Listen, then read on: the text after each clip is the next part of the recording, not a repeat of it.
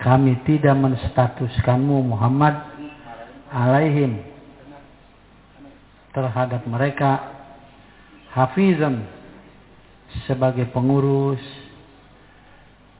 sebagai penjaga, sebagai juru selamat. Juru selamat. Karena Nabi SAW itu diutus Allah untuk menunjukkan jalan.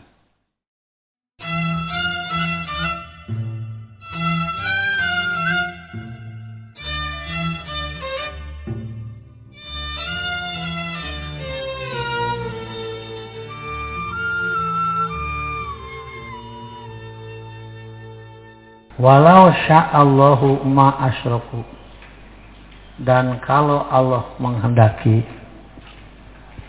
pasti mereka tidak akan menyekutukan, tidak akan berakidah syirik. Wa ma ja'alnaka alaihim hafizan, dan tidaklah kami menjadikanmu Muhammad penjaga atas mereka. Wa ma anta alaihim biwakil, dan bukanlah engkau pengurus atas mereka itu. Jadi begini, masuk surga bukan disurgakan oleh Nabi. Teta anu langka kapaham ku umum teh. Lalu masuk neraka bukan dinerakakan oleh Nabi. Nabi itu tidak diberi kewenangan untuk mensurgakan orang atau menerakakan siapapun, termasuk keluarganya sendiri. Ya, ini sebagai contoh supaya gampil ya. Ada seorang sahabat nginep di rumah Nabi. Tujuannya ingin mengetahui bagaimana Nabi beribadah di rumahnya. Kalau di masjid sudah tahu, semua sudah tahu. Kalau di rumahnya bagaimana ini? Bagaimana makannya, bagaimana minumnya. Karena semua itu mereka melihat sebagai suatu ibadah. Makan minum pun ada ibadahnya. Ya, apalagi kalau bulan puasa. Sudah diniatkan makan itu kan makan untuk apa? Lalu kalau sudah terbenam matahari buka puasa, buka karena apa? Jadi sudah terikat dengan ketentuan-ketentuan hukum. Nah, sahabat ini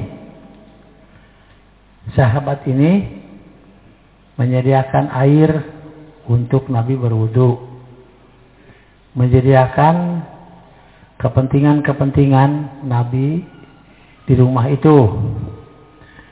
Nah, lalu Rasulullah SAW nawarkan, apa yang kau mau? Sekarang pintu ijabah sedang dibuka. Sekarang, ayo, kau mau apa? Nah, ini kan tawaran Nabi itu. Maka sahabat itu mengatakan ingin bertetangga dengan Nabi di surga. Hayang tetangga jeung Nabi di surga. Maka Nabi mengatakan, awa ghairu dzalik aya keneh salian teh eta yang kamu minta itu. Kata sahabat itu tidak ada, cuma itu saja. Ini ayeuna tangga jeung Nabi mah sudah geus tingkat kumaha. Jadi ini pinter sahabat itu. Nah, Nabi menjawab, fa inni ala nafsika bi kasrati sujud. Kalau begitu, bantulah aku oleh amalmu dengan rajin melaksanakan sholat-sholat sunat. Kalau begitu, Nabi SAW tidak menyanggupi mensurgakan dia kan? Tapi Nabi memberi petunjuk Kalau engkau mau seperti yang kau inginkan itu, maka tergantung kepada amalmu sendiri. Jadi ayat ini menerangkan supaya jangan salah paham. Misalnya begini ya, datang ke Madinah, kemudian mengelilingi kuburan Nabi, aja di kulingan.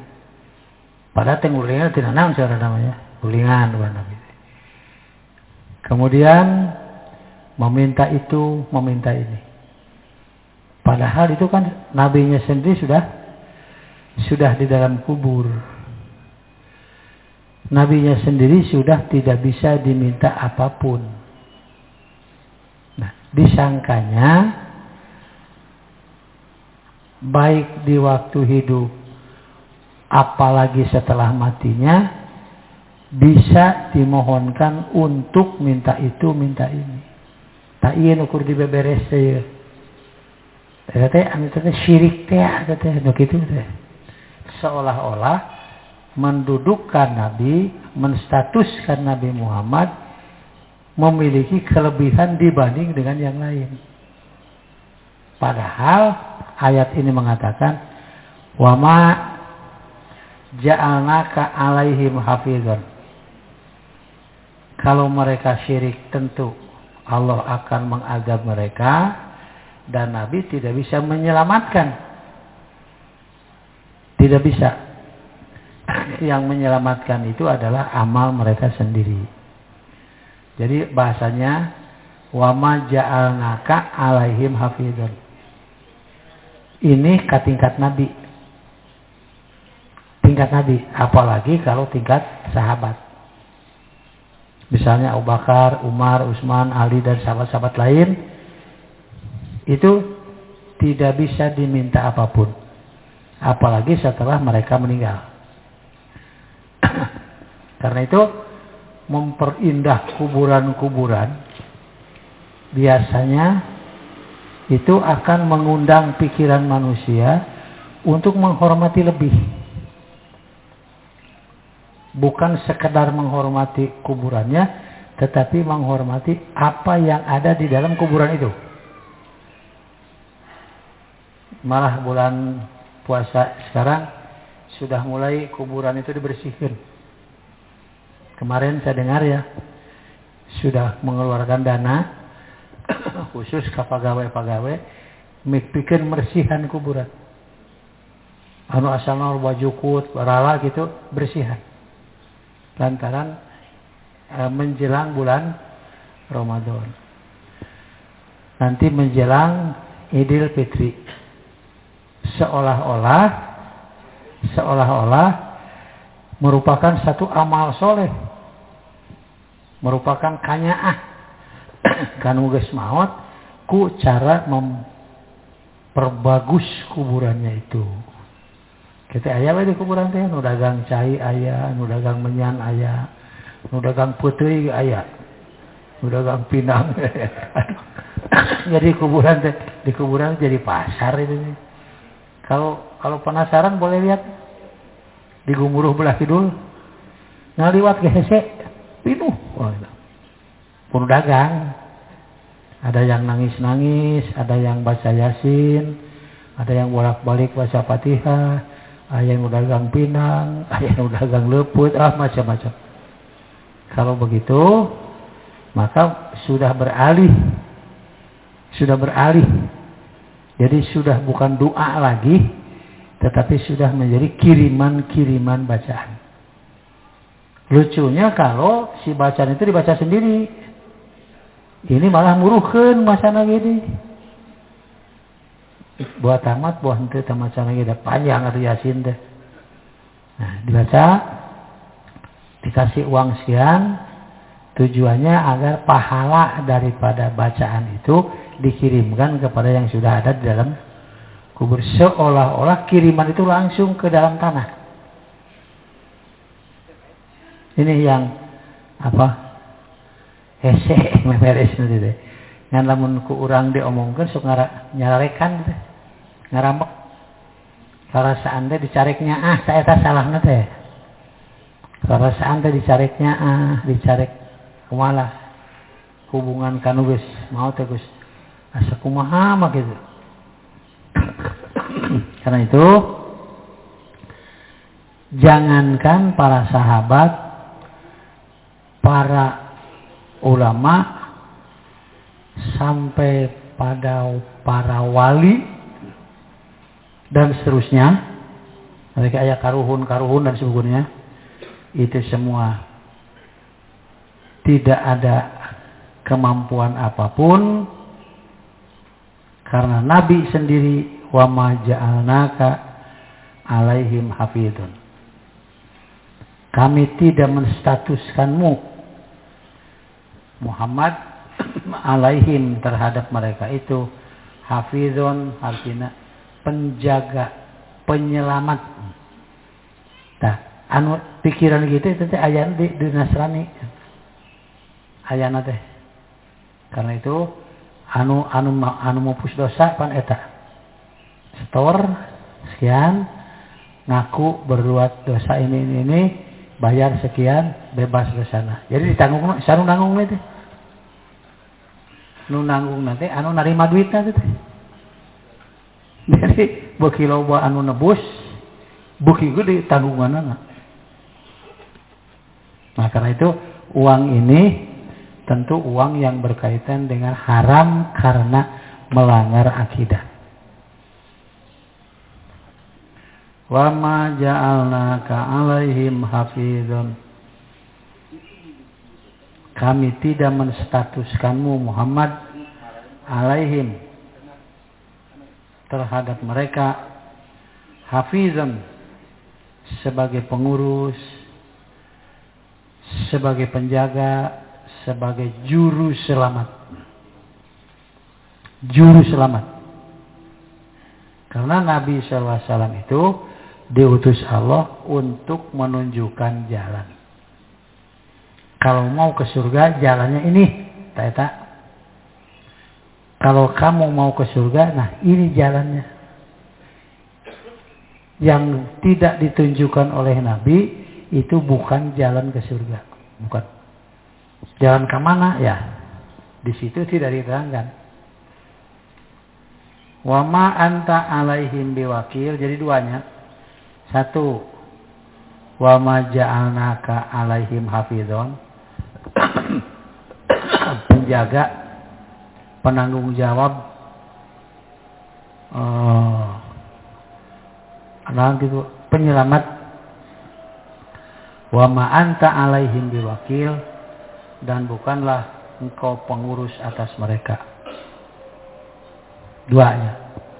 Satu, engkau itu bukan hafidun, penjaga, penyelamat. Kedua, wa ma anta alaihim biwakil, engkau itu tidak mempertanggungjawabkan urusan mereka. Begini ya. Ini yang kedua nih. Kalimat wa ma anta alaihim biwakil dikir. Sudah jelas tentang makanan ini yang haram. Petunjuk nate disampaikan oleh Rasulullah SAW bahwa inilah makanan yang haram, ini minuman yang haram, dan seterusnya. Lalu mereka memakan yang haram itu. Tak itu tanggung jawab sah dosanya deh. Nabi mah hanya diutus untuk menunjukkan saja. Tidak mempertanggungjawabkan dosa yang haram kamu makan itu. Ini makanan haram. Ini minuman haram. Hukum nakir. Ini makanannya, ini minumannya. Lalu mereka melanggar, memakan yang diharamkan itu. Nah, itu hari Nabi kebagian dosa nanti. Rasulullah SAW tidak kebagian dosanya. Kenapa? Wa ma anta alaihim hafidun. Wa ma anta alaihim biwakil. Jadi contoh tadi dia Nabi mah nganter siga kantor pos nganterkeun surat. Isinya menetapkan ini dilarang, ini diperintah dan sebagainya. Adapun si penerima surat lalu melanggar dengan ketetapan isi surat itu, maka pengantar surat itu tidak ada masalah. Jadi duanya. Satu, wa ma ja'alnaka alaihim hafizon. Satu. Kedua, wa ma anta alaihim biwakil. Jadi kalau umat Nabi Muhammad SAW itu sudah menerima perintah mengerjakan salat yang fardu, lalu tidak mengerjakan, Nabi lepas, wa ma alaika wa ma anta alaihim biwakil.